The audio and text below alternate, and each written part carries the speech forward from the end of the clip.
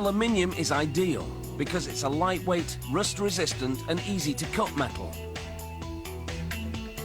A rotary saw slices the rod into slugs, the length of which can be changed by adjusting the feeder machine to push the rod at different intervals.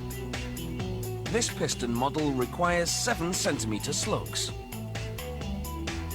The factory recycles excess aluminium shavings.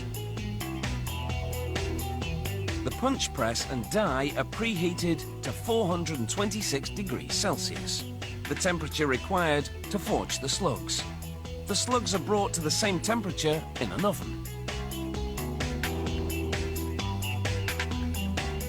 The punch applies 2,000 tons of pressure to form it into the initial shape of the piston. About 1 in 10 forgings are dunked in water to check for defects.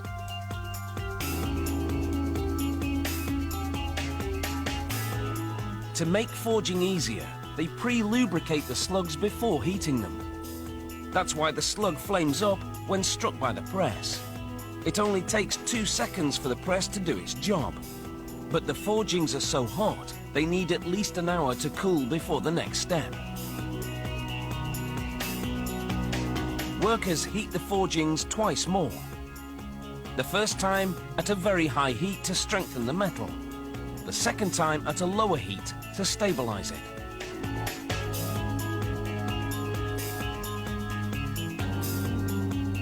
Now, they insert each slug in a lathe to give the forging the correct shape for machines that handle it later.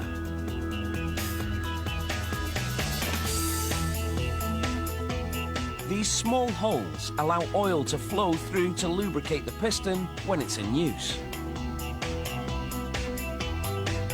Another lathe reduces the diameter by 3 millimeters.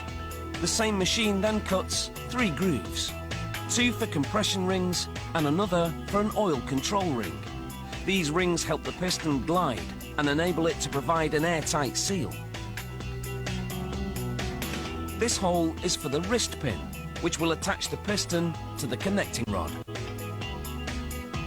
A milling machine then shaves off up to 2 centimeters of metal from 2 sides of the piston to reduce the overall weight.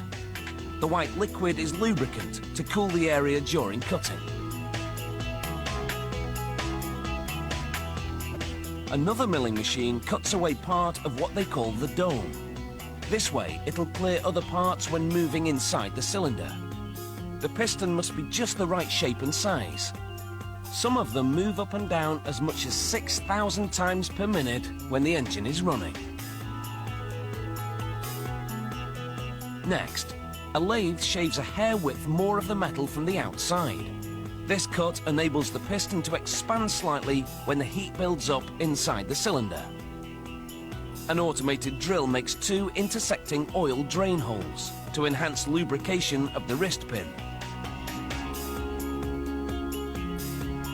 Another machine now engraves model and production data.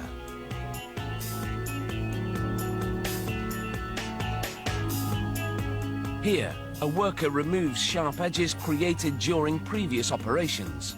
He then uses a belt sander to further smooth out the surface. Sharp edges could damage the cylinder walls. This cutting machine shaves off a bit of metal inside the pinhole, so the wrist pin will fit snugly inside. Once the cutting's complete, high-pressure jets spray the pistons with hot deionized water. This cleaning removes all traces of lubricant and oil. And after a blow-dry with an air gun, these pistons are ready to go through their ups and downs.